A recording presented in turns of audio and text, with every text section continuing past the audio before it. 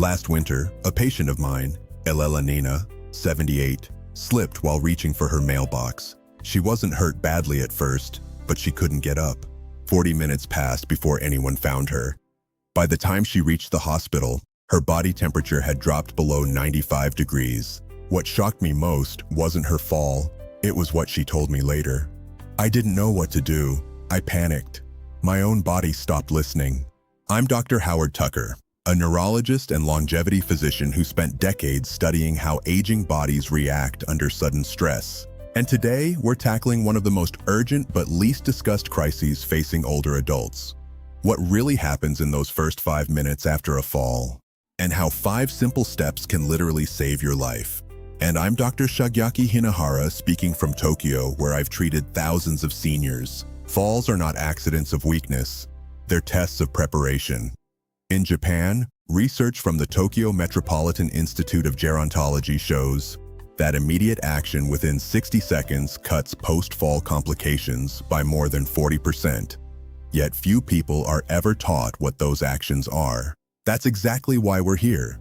Because every year, more than 1 in 4 adults over 65 experience a fall, and half never fully recover their independence. But the good news, most of the damage doesn't come from the fall itself. It comes from what happens or doesn't happen next. Yes, fear freezes the body, and that freeze delays help. Today, we'll walk you through 5 movements and mental resets that keep blood flow steady and protect vital organs. No fancy equipment, no gym, just biology used wisely. So, if you live alone or care for someone who does, stay with us. By the end of this conversation, you'll know the body mechanics, breathing patterns, and positioning strategies emergency responders wish every senior practiced. We're not just talking about survival, we're talking about confidence, calm, and the power to help yourself when seconds matter most. Dr. Hinahara, let's start with something most people don't realize. When someone falls, it's not always the impact that does the most harm. It's the body's reaction after the fall. I've seen patients describe it like time slowing down, their mind awake, but their limbs refusing to move. Why does that freeze happen? Because the body in that moment believes it's protecting you. When you hit the ground, your nervous system triggers a primitive reflex, the same one animals use. When they're injured, heart rate slows, blood pressure drops, and the muscles go rigid. It's called tonic immobility. It's nature's version of a pause button. But in older adults, that pause can be dangerous. It can trap you in a position where blood flow to the brain or limbs becomes restricted. That explains why so many people say they felt dizzy or weak even after a short fall. So what's happening physiologically in those moments? The combination of shock, adrenaline, and sudden blood pressure changes confuses the brain's balance centers. The vestibular system sends signals that don't match what your eyes see. The brain hesitates, trying to reconcile the chaos. In youth, that recalibration takes seconds. After 60, it can take minutes. And in those minutes, panic often sets in. That's the critical point right there. Panic.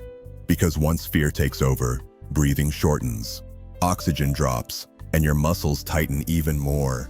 It's like the body turns into a locked door with no key. I knew what to do, but I couldn't move. Exactly. And that's why the first life-saving step isn't movement, it's breath. Slow, deliberate breathing is what restarts communication between brain and muscles. A 2022 study in the Journal of Geriatric Emergency Medicine found that seniors who practiced diaphragmatic breathing regained coordination 40% faster. The breath brings oxygen and control back online. That's the foundation for every step that follows. Focus on control before thinking about getting up. You're saying that's what resets the body's electrical system? Yes. Think of it like rebooting a computer after it crashes. The muscles won't obey until the nervous system calms down. And calm doesn't come from trying harder. It comes from slowing down. Even 2 deep breaths through the nose and 1 long exhale through the mouth can begin restoring strength. That's such an empowering shift for any senior, because many seniors believe they need immediate help when often the first step to safety is something they can do themselves. Next, assessment. How to assess your body after a fall without worsening an injury and the clever self-check system emergency physicians use before moving. So doctor, once someone's breathing has slowed and panic settles, what happens next? Most people instinctually push themselves up right away, but that's often when real damage occurs. The first 2 minutes after a fall are not for moving, they're for listening. The body speaks quietly, and if you rush, you might miss the warning signs. In Japan, we call this the stillness check. It's a brief but vital pause before movement. Walk us through it. What should someone actually do in those 2 minutes? First, keep your head where it landed. Don't twist or turn suddenly. Close your eyes for just a moment and notice 3 things: your breathing, your pain, and your orientation. Meaning, do you know where you are? If you can answer clearly, your brain is functioning properly. That's step 1, confirming consciousness and awareness. Safety first. And what if someone feels disoriented or dizzy during that check? That's your signal to stay down and stay calm. Circulation needs a chance. A 2023 study found that seniors who remained lying still for at least 90 seconds after a fall had 30% fewer secondary injuries. It buys you safety. Exactly. After that short stillness, begin your micro-movement check. Start from the fingers and toes. Can you wiggle them without sharp pain? If so, move slowly up to the wrists, ankles, and knees. Never roll or twist the torso until you've confirmed there's no stabbing pain. This slow scan activates proprioception, the body's awareness system, which reboots coordination. You're reawakening communication, piece by piece. That's not just physical recovery, it's neurological retraining in real time, supported by science and research from Kyoto University. Gentle limb activation after a fall helps regulate blood pressure and prevents fainting. It's like restarting the body's internal compass. And I imagine this step also reduces fear because you're proving part by part that your body still works. Each small motion builds confidence. Exactly. And that confidence is medicine. Once you've confirmed no severe pain, then you can plan to reposition or crawl toward support. That movement must be deliberate, never rushed. We'll cover that sequence next, the precise way to roll, brace, and rise safely. Many seniors have wondered, if I fall and no one's there, how do I get up? That's what we'll reveal, the roll and rise method. This method is used in hospitals and physical therapy clinics around the world to help older adults rise without injury or panic. Technique is key. Howard, that fear of the next move often does more harm than the fall itself. The body tenses up and the person tries to rise too quickly. Rising too fast can twist the spine or overload a weak joint. The correct method is calm, controlled, and supported by research. First, bend one knee. Roll onto your side, the side that feels least painful. Use your arm to support your head. Once you're on your side, pause. Take another breath. Next, bring your upper body forward so you're resting on your forearm. Then push gently until both hands are flat on the ground. Pause and breathe. From there, move one leg forward so you're on all fours. This evenly distributes body weight and minimizes strain on the spine. Stability first. It sounds almost primal, like how children learn to crawl before they walk. And that's no coincidence.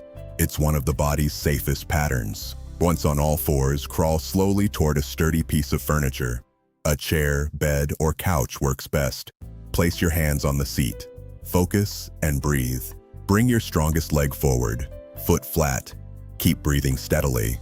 Then using your arms and front leg, push up gently to a half-kneeling position. So you're never jerking upward or twisting. You're transferring weight gradually. Keep your eyes focused on the horizon, not the floor. It stabilizes balance. Once upright, stay holding the support for a few seconds before taking any steps. This gives your blood pressure time to normalize. Intelligent recovery. Even frail individuals can rise independently with this method if they stay calm. This isn't just a plan, it's a confidence plan. Fear loses its power. And that brings us to what happens after you're standing. Getting up isn't the finish line, it's the halfway point. Recovery window is 15 minutes. Doctor, this phase might be the most underestimated. Once you're back on your feet, the danger hasn't passed. Adrenaline can mask symptoms. Be careful. When you go from the floor to standing, blood shifts. This can trigger dizziness, nausea, or even a second fall. Begin with the pause and pulse check. Stay seated or holding support for 1 full minute. Take 3 deep breaths and lightly touch your pulse. You're not counting, just feeling the rhythm. If your heartbeat feels erratic, fast, or faint, remain seated and keep breathing until it steadies. That's your body recalibrating its blood flow. Patience. And if someone feels lightheaded or unsteady, should they sit back down? Yes. Immediately go back to supported kneeling or seated. Never fight dizziness. Sitting or lying back down within 20 seconds of feeling dizzy reduces fainting risk by 70%. Stability first, pride second. Ensure you stay fine. Exactly. And the next step is hydration. A fall leads to mild dehydration because stress hormones pull water into muscles and away from circulation. Sip slowly. I imagine warmth plays a role too, especially on a cold floor. Absolutely. Cold constricts vessels. A warm blanket or shawl helps reopen circulation. Calm. If a family member arrives, the priority isn't to lift. It's to keep the person warm, hydrated, and talking. Speech keeps the brain active. Talk. Mental orientation is vital. Describe what happened, where you are, and what time it is. These things ground the brain and prevent disorientation. Focus on facts. Then, and only then, do you decide if medical attention is needed. If there's bruising, headache, or vision change, call for help immediately. Tell your doctor. Minor internal injuries can take time to reveal themselves. Recovery window isn't about rushing. It's about rebalancing, helping the body reestablish rhythm. Rhythm, yes. And that rhythm is the difference between fear and freedom. Understanding this sequence means the fear of falling no longer controls you. You control it. And that sets us up for retraining balance, confidence, and strength without leaving your home. The fear remains even after the bruises fade. Be brave. Many seniors tell me, "Doctor, I just don't trust my legs anymore." That fear of falling again keeps them from moving. Ironically, that immobility makes falls more likely. The nervous system remembers fear. When it anticipates danger, it tightens muscles, narrows breathing, and actually distorts balance. The body reacts to fear. That overcorrection, those stiff, shallow steps make balance even harder to maintain.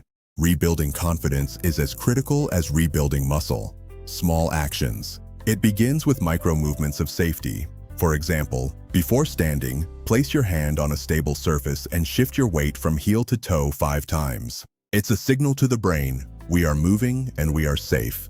This takes something mechanical and turns it into communication between mind and body. Repetition. Tokyo Institute research found seniors who practiced controlled weight shifts twice a day improved balance and reduced fall anxiety scores by over 50% in 4 weeks. Skill. Confidence is a skill retrained through repetition.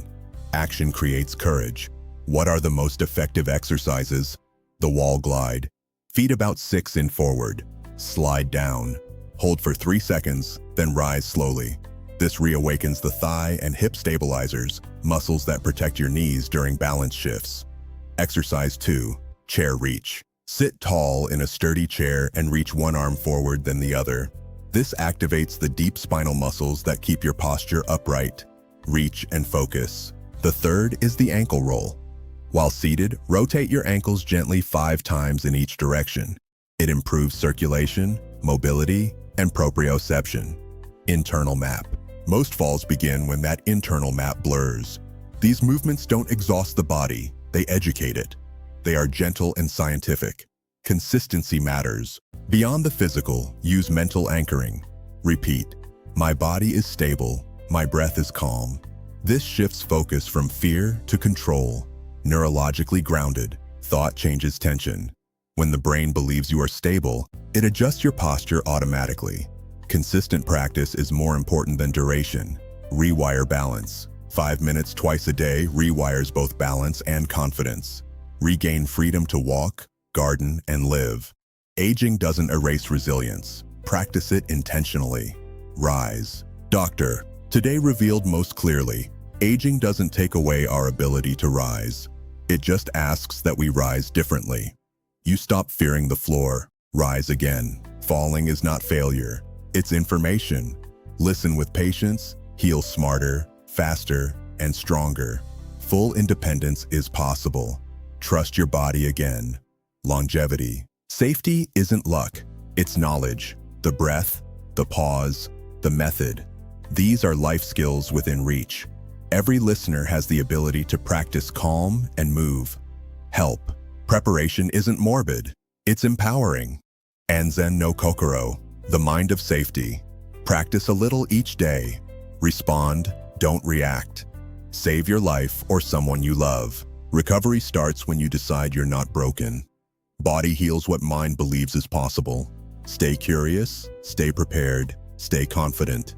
Rise again. Power is yours. Preparation isn't morbid, it's empowering. Anzen no kokoro, the mind of safety.